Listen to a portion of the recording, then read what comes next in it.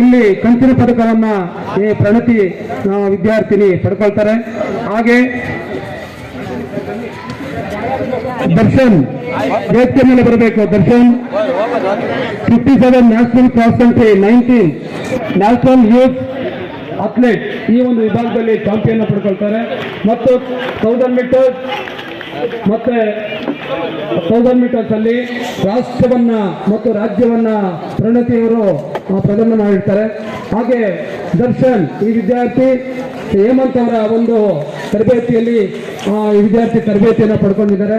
ದರ್ಶನ್ ಅವರು ವೇದಿಕೆ ಮೇಲೆ ಬರಬೇಕು ದಯಮಾಡಿ. ದರ್ಶನ್ ಎಲ್ಲ ಸನ್ಮಾನವನ್ನ ನೀಡುತ್ತಿರುವಂತಹ ಎಲ್ಲ ಗಣ್ಯರಿಗೆ ಧನ್ಯವಾದಗಳು.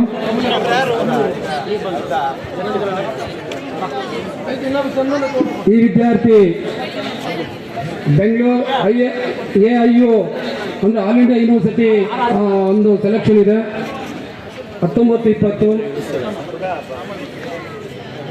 ಈ ಒಂದು ಕ್ರೀಡಾಕೂಟದಲ್ಲಿ ಈ ಒಂದು ಸ್ಪರ್ಧೆಯಲ್ಲಿ ನಮ್ಮ ತಾಲೂಕಿಂದ ಈ ವಿದ್ಯಾರ್ಥಿಗಳು ಭಾಗವಹಿಸಿದ್ದಾರೆ.